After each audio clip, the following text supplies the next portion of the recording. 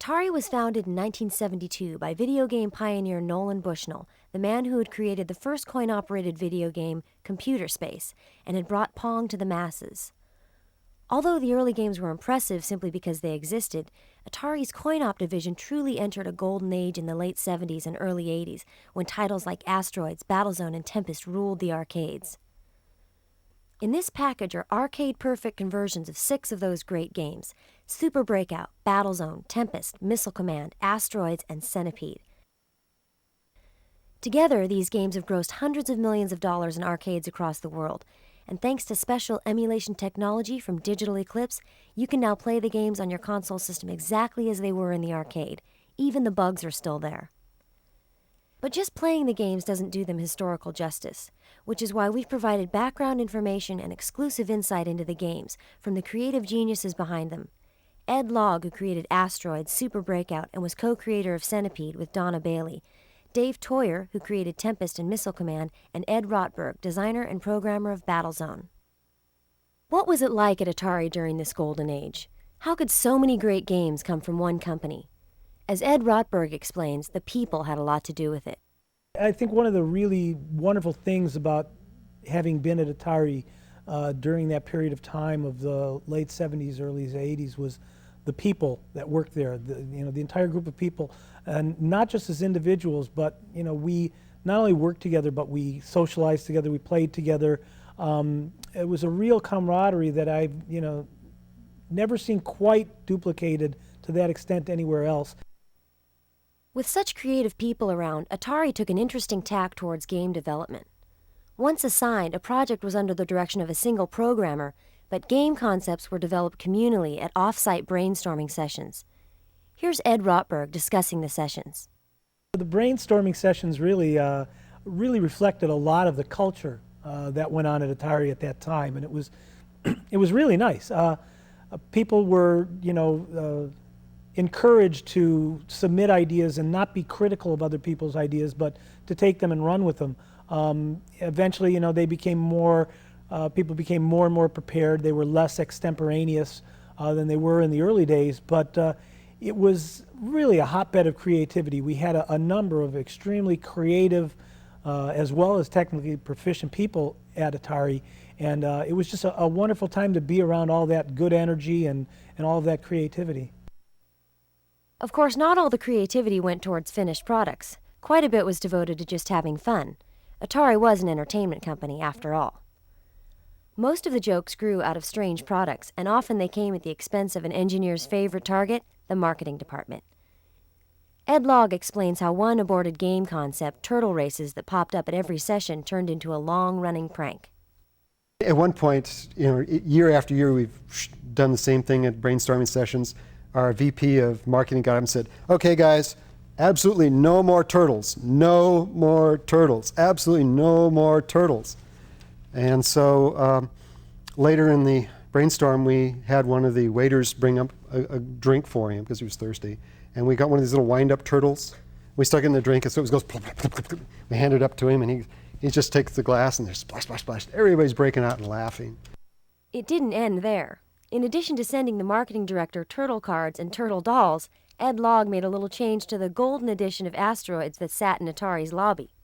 Turtleroids, that was another joke. So what I did was I took Asteroids and I replaced the small and large saucers with turtles.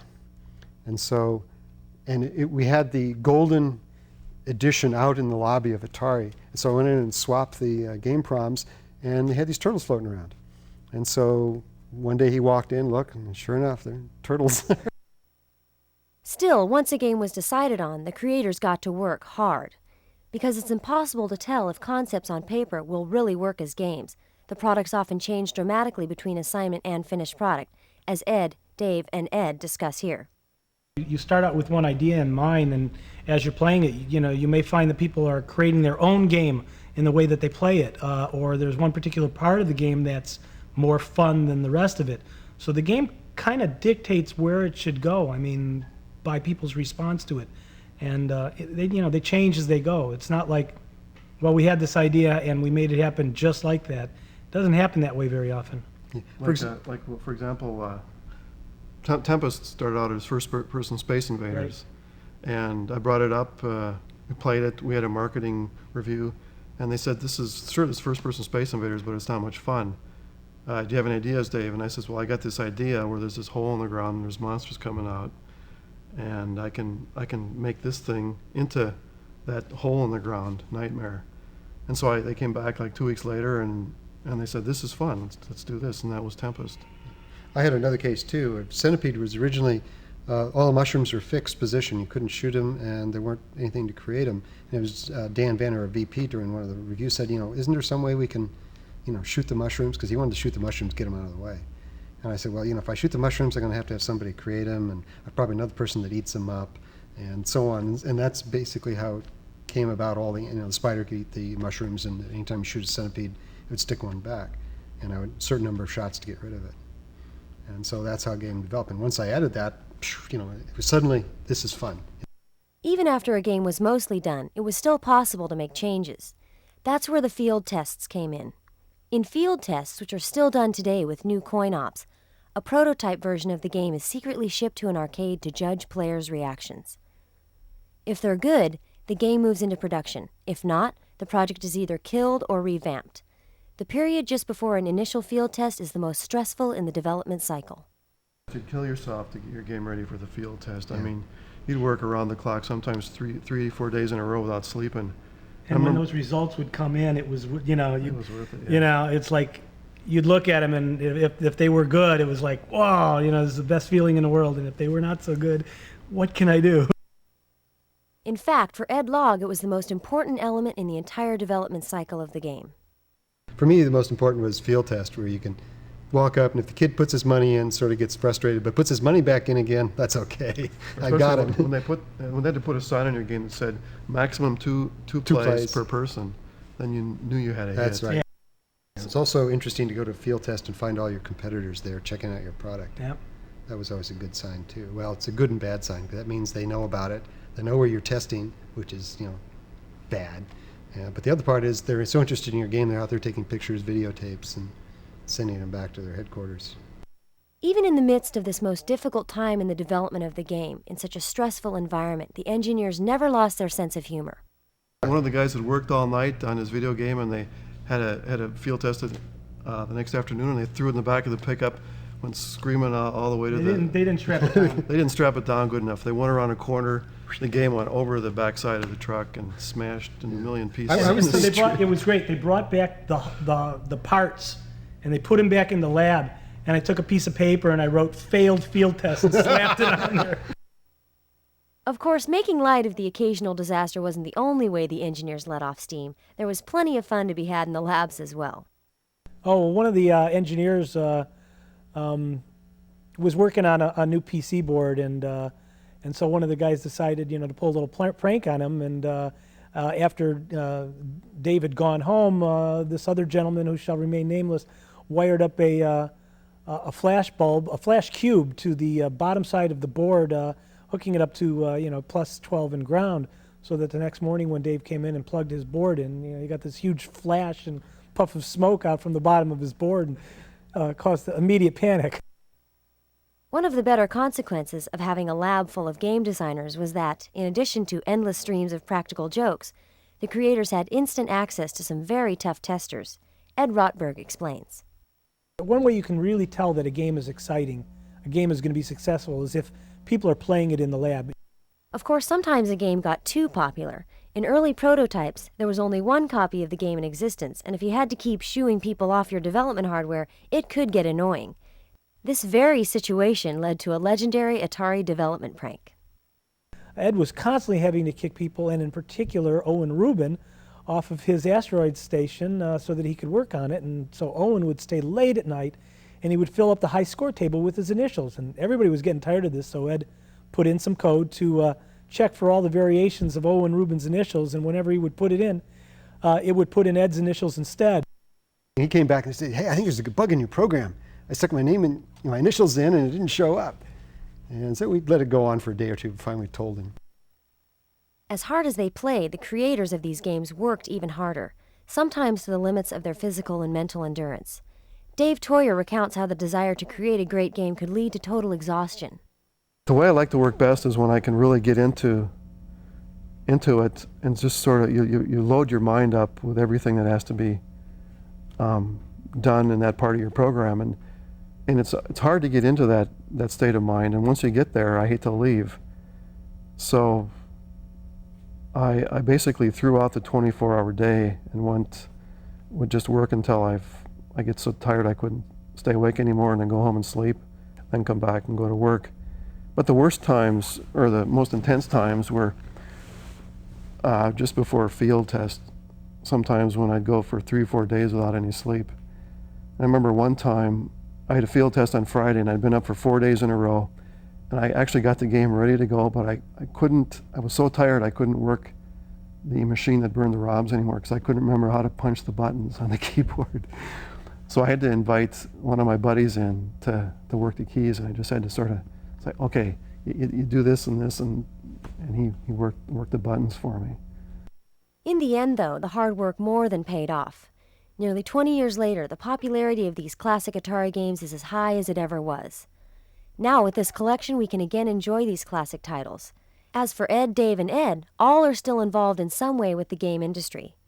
How do they feel about all the interest people still have in their early work? Ed Rotberg sums it up best.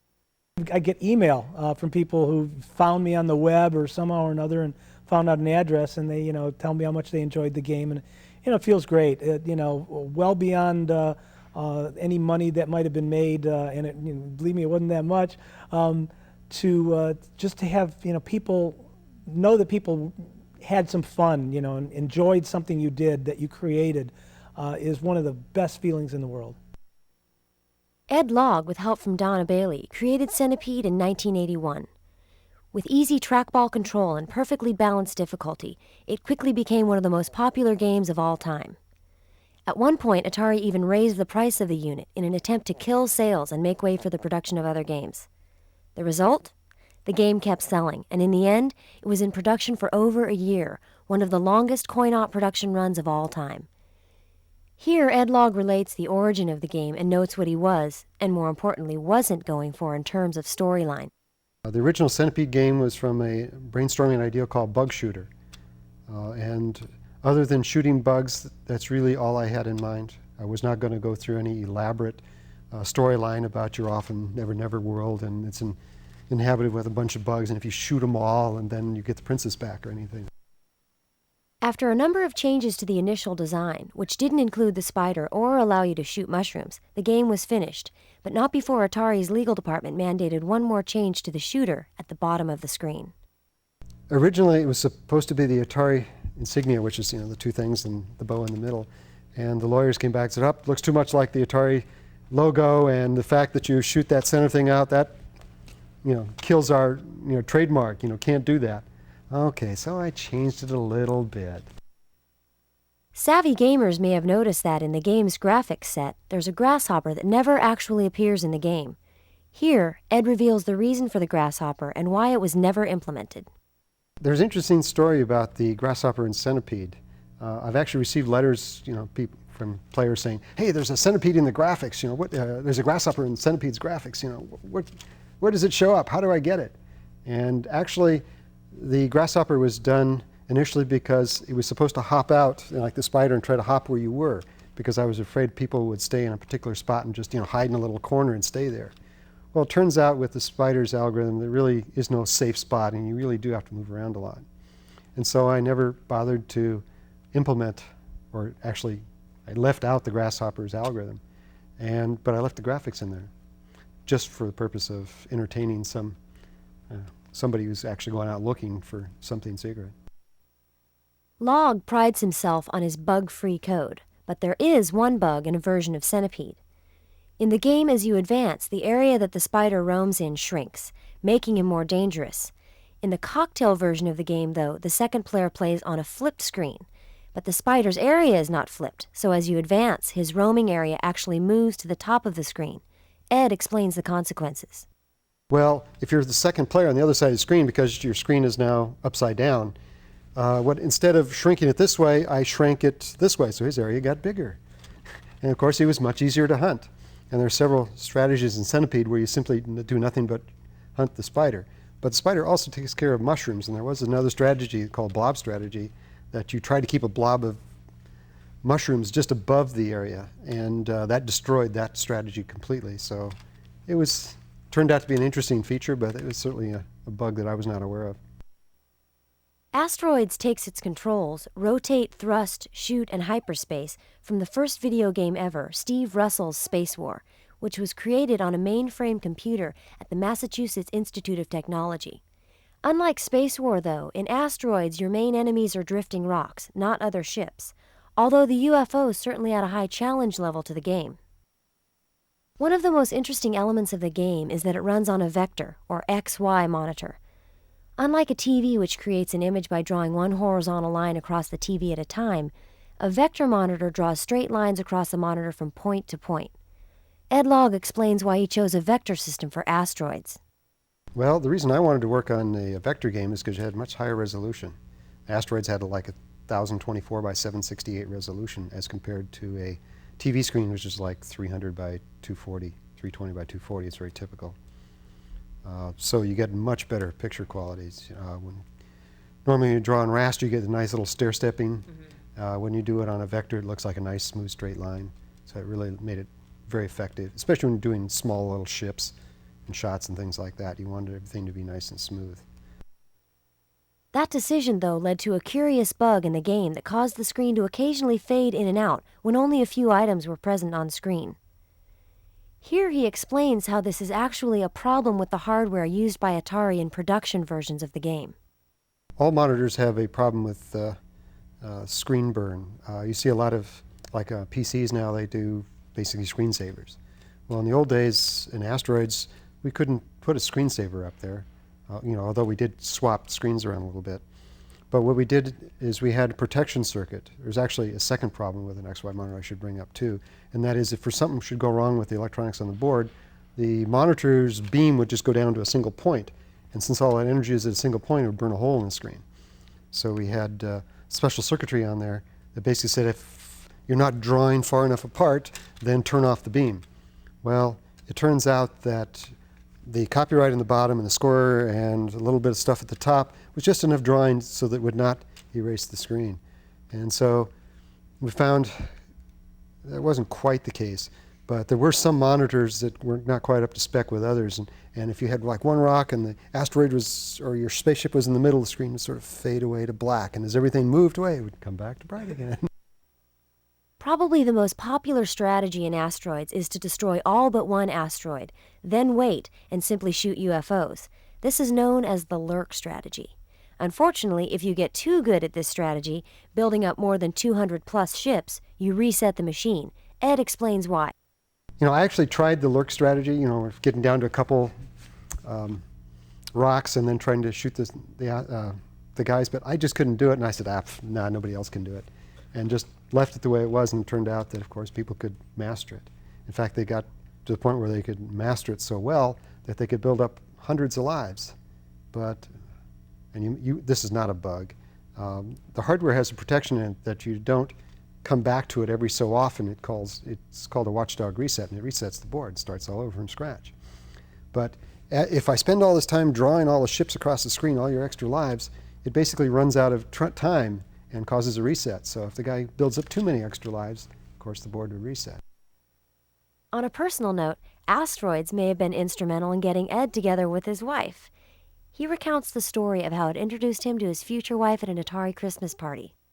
He introduced me to her and basically introduced me as, here's the best video game designer in the world, And she was impressed because she always liked Asteroids.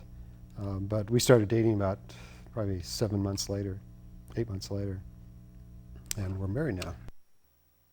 The marriage has led to one interesting consequence in Ed's substantial coin-op game collection, which includes all his games, as well as some prototypes and other favorites like Robotron. And it turns out I met my wife, and she had an Asteroids game as well, so we actually have 2 Asteroids games at home. Wow. One is hers and one's mine. Ed Rotberg's Battlezone, one of the first 3D games ever, is still a favorite anywhere it can be found. It's also spawned more rumors than almost any other coin-op of the era. since a special version of the game was allegedly created for the military to train tank drivers. Like many of Atari's great games, it was first conceived at an off-site brainstorming session. Battlezone actually came about through the brainstorming sessions that we had off-site during that time. Howard Delman had developed a pretty powerful vector generator to do vector-based graphics, and one of the thrusts for that brainstorming session was to do a first-person 3D or multiple first-person 3D based games, and Battlezone was one of the concepts that came out of that brainstorming session. One of the rumors among gamers at the time Battlezone was released was that it was actually possible, if you were good enough, to drive all the way to the animated volcano in the background. Here Ed lays that rumor to rest and explains the origin of the volcano and how it came to be animated. You cannot get to the volcano in Battlezone. The whole idea with volcano in Battlezone, we wanted to have some background that was basically like a cylinder of wallpaper that you could never get to, that traveled with you. And Roger Hector, drew this up in vectors for us, and he decided to put in a volcano. And so the volcano was in there, and it was just, paper in the background. I mean, it didn't do anything. And Owen Rubin, who was one of my lab mates at the time, every day would come into the lab and say, when are you going to make the volcano active? When are you going to make the volcano active? And I was busy trying to make a game. I wasn't trying to make the volcano active. And finally I said, look, you program the code and I'll put it in. We'll make the volcano active. Showed up at work the next day, and there it was on my chair in front of my station. And he had written the code, and I plugged it in, and sure enough, we have an active volcano because of that. The possibility of Battlezone being used to train U.S. Army troops was quite a controversial issue when the news was first reported. Since then, stories about military Battlezone have circulated among many gamers. Now, for the first time ever, Ed Rotberg reveals the true story behind the myth. Did the Army want a military version of the game? Sort of. It really wasn't the U.S. Army. It was a group of consultants that were trying to develop an inexpensive training device for the Bradley fighting vehicles. This outside consultant group, which consisted of a lot of ex-Army generals, came and contacted people here at Atari and said, can you do a custom version of Battlezone that will specifically train for this new vehicle we have? And they decided we could do that. Unlike most video games, it was not a fun project to work on. One of the people here had taken it on as his project and, basically got me assigned to do it. And I don't have particularly fond memories of it. I lost like 3.5 months of my life living here constantly trying to meet a deadline that they had set up based on a worldwide conference that Army TRADOC was having by satellite. So in order to get this done, we were working here around the clock, weekends. Literally, I rarely saw my wife. Still, some innovations came from the product. Here, Ed reveals the most famous one, as well as the final outcome of the project. We actually copied the controller from the gunner's control in the fighting vehicle, and in fact, that controller was the basis for the controller used in Star Wars and many other Atari games from that point on.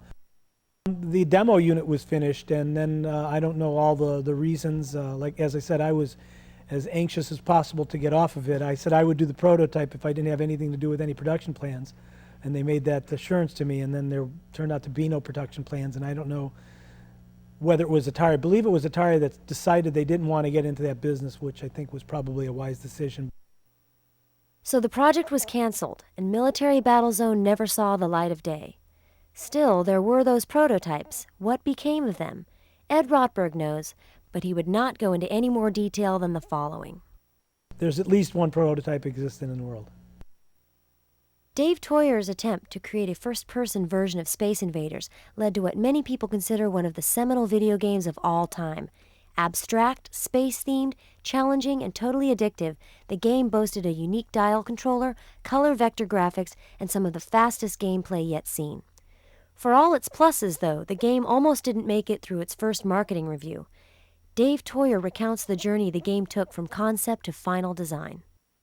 Well, Tempest started out as first-person Space Invaders. I thought, well, Space Invaders was one of my favorite games.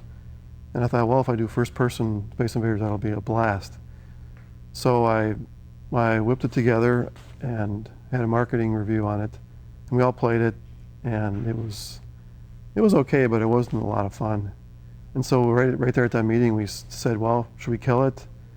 And I says, well, I've got this other idea that's sort of related. I said, I got this nightmare about this hole in the ground, and there's these monsters from the center of the earth that are trying to get out of the hole, and you have to smash them before they get out of the hole and kill you. And I said, sounds good. Let's try it out. So I basically just took first-person Space Invaders and wrapped the surface into a circle, into a tunnel, and had the monsters coming down the tunnel at you, like coming out of a hole in the ground, and you tried to kill them before they got out.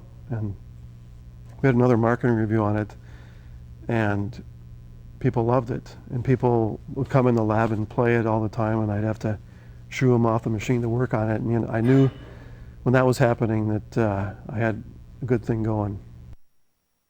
Still, there were some problems with the game, notably that people were getting sick when they played it. A final tweak solved that problem. Well, at first, I had the levels rotating. So you would turn the knob, and the cylinder would rotate with all the creatures on the cylinder rotating with the cylinder, and it was making people nauseous, which is not a good thing. So we figured, well, what else can we do? We'll just leave the surface stationary and move the objects around on the surface, and that worked just fine. And it was less computationally intensive on top of it, so that solved the nausea problem. Although most players think the game occurs in outer space, Toyer has always felt that the enemies were moving up a hole in the ground, this coming from an experience in his childhood which greatly shaped his design of the game. Where exactly did the idea for the game come from? Dave explains.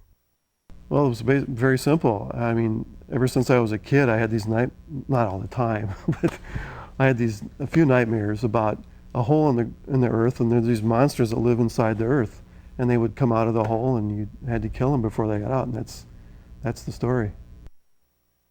It's great that Tempest appears on this collection because due to maintenance problems, very few machines are left in arcades. One incident in particular stands out in Dave's mind as indicative of the hardware problems Tempest had. Tempest hardware has always been a problem. They never really got it working for long periods of time without problems. I remember one time in the lab, my monitor stopped working, and we looked up under the monitor, under the circuit board, and it had gotten so hot and the board was upside down that all like 4 or 5 of the components had actually desoldered themselves and had fallen out onto the top of the lab. On the other hand, the software was free of bugs in the later versions. The first version of the ROMs actually did contain one slight inadvertent error, an error that could give clever players $10 in free credits. There was only one bug in Tempest, and it wasn't actually it was a bug. We designed security into all the games to prevent the foreign companies from ripping them off. There was garage operations in the Far East where they would take our games and remove all the Atari copyrights and logos and put their own stuff in and then sell them as their own games. So I had protection in Tempest that checked to make sure Atari was on the screen in certain positions. Well, right before I shipped Tempest, I tweaked some of the positions on the screens to make sure that everything was perfectly symmetrical. And I forgot to change one of the checks on that position. And the copy protection then went in and detected that this thing was a little off and set up a time bomb that happened 10 minutes later. Well, and this only happened if your score was between 170,000 and like 190,000. So after it was out in the field for a couple of weeks, we started getting reports that people were getting 40 free credits. And I kept saying, no, it's a hardware problem or something. Well, the hardware analyzer actually caught it in the act of me giving the player 40 credits. And it turns out that I was using the tens digit as the location in RAM at which to store a 40 if the Atari wasn't on the screen in the right position. So that spread around, and pretty soon expert players were getting 40 free credits just by nailing the score. Tempest is certainly one of the best-loved games of all times, although Toyer now is no longer directly involved in making games. His latest project is an award-winning development tool, a product that makes doing computer graphic chores far easier for game artists and others. However, he is still enthused by the excitement that his game has generated and the amount of pleasure he has brought to gamers worldwide. I really get a kick out of seeing people still playing Tempest. Every once in a while I get email from somebody saying, you know, I spent all my college tuition on playing your game. Yeah, that's great. So, I mean, the whole point of what I did was to let people have a good time and just get away from the frustrations of normal life and just relax, or maybe not relax, maybe just, I guess it's not very relaxing, but just get into another state of mind and forget about all your problems and just blow things up. No game better symbolized the Cold War tensions that overshadowed the golden age of Atari than Missile Command, a title where wave after wave of Soviet MIRVs rained down as you gallantly manned 3 ABM batteries to defend the cities of your country. With pinpoint trackball control, the game enables users to overcome seemingly overwhelming odds, creating a feeling of total desperation in the player. As Dave Toyer explains, the concept captivated him from the start. Missile Command, I was working on 4-player soccer, and Steve Calfee, the software manager, called me into his office and said, Dave, we'd like you to, after you finish this game, to work on a new game where the Russians are invading the US and there's this radar screen and you can see the missiles coming in and you have to defend the country. And he said, just think about that for your next game. And when I walked out of his office, my spine was just tingling because I knew that this was like, wow, this is like a great idea. This is going to be great, and it's going to be fun. Still, the game underwent a number of design simplifications before the final version shipped. Dave explains the progress of the game from concept to completion. It was much more complicated to start with. There was going to be a coast specific to wherever the game was located to make it more relevant to who was playing. There was city names. There was railroads supplying the cities from factories, and we actually implemented all that stuff, and so you could blow up the railroads, you know, but it was too complicated. So to make it simple, we got rid of everything except for the cities and the bases, and it turns out that was the right way to do it. Those changes led to a simpler game with a more dedicated focus from the start. However, one of the major simplifications in the game didn't occur until after the initial field test. The first Missile Command that we field tested had a huge panel on the top with flashing lights and related to the gameplay. Oh, really? Yeah. It was about this big, or maybe this big, and we found that it distracted people because when they're playing the game, they're looking up to try to see these status lights and stuff. So we just chopped off the whole top of the cabinet, saved ourselves a lot of money, and didn't hurt the gameplay any. One of most gamers' favorite elements of the game is the way that explosions cause multiple reactions. Balancing that element of the game was essential to its success. Well, the nice thing about that feature was that it gave you a lot more power than just little quick explosions. So one of the important things about timing the game, or tuning the game, was to get the length of the explosions right, because if they were too quick, you wouldn't have that extra power of the cloud actually blowing up other incoming missiles. The fratricide of incoming missiles was key to most players' strategies, including Toyer's. The strategy I used in Missile Command was to lay out a pattern of missiles. It would make a cloud across the center of the screen, and the incoming missiles would hit the cloud and blow up and form a secondary cloud. And you could have secondary and tertiary reactions where you could just sit back and watch. Sort of like when you play pinball, where you can sit back and watch after you hit the flippers. Over the years, Missile Command has become synonymous with video games and featured in numerous TV shows and movies. For Toyer, though, one incident stands out.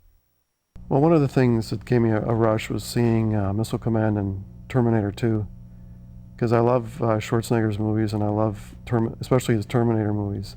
And to see Missile Command in the second movie was a blast. Despite the fact that it was just a game, Missile Command dealt with some serious issues. In the geopolitical climate in which it was conceived, the threat of nuclear war seemed very real to most Americans, and it was hammered home especially hard to Toyer. Here he recounts some of what he went through in developing the game. Well, Missile Command to me it was a lot of fun, but it was also a serious matter. And when Atari asked me to do the game, one of the things I said was, this is going to be a totally defensive game. It's not going to be an offensive game. I refused to do something where I had sent off missiles to attack the USSR. So I said, fine. So it's a totally defensive game, and to me then it's moral. You're defending your country against attack. But the thought of what actually happens when there's a nuclear attack is terrifying. And working on the game for 6 months, I internalized a lot of the stuff. So I'd have nightmares about nuclear attacks. In my dream, I'd see a white streak going across the sky, just like in Missile Command. And I'd be up hiking in the mountains, and I'd see it hit in the valley, like in Sunnyvale. And I'd see the explosion, and I'd know that the blast was going to hit me in like 15 seconds. And I'd wake up in a cold sweat. And this happened quite frequently when I was doing the game, and then it tapered off after the game, but still, I had them for a couple of years afterwards, maybe one every 2-3 months. So it was a sobering experience. Although you were defending cities from attack, the game always ended in defeat. Dave Toyer never considered putting in an ending. Well, that was the whole point of the game, was to show that if there was ever a nuclear war, that you would never win. So that's why there's no end. For an extremely small number of hardcore players, Missile Command did have an end condition, although you needed to exploit one of the game's only bugs to attain it. Missile Command is pretty free of bugs. The only one I know about is that if you get up around 820,000 points, I think it gives you like an infinite number of cities. But no, I don't. There's very few people that can get it up that high. Did he ever expect anyone to be able to exploit the bug? Not at all. But he was extremely impressed by the skill that those super players displayed. I was surprised to see how good people got at the games, because in the laboratories, people from the company would come in and play them. We thought, wow, that guy's good. And then we put it out there and have this huge population playing it. And just to see some people that were so good at something, it was like watching the Olympics. Now you know the story behind the games. Go play.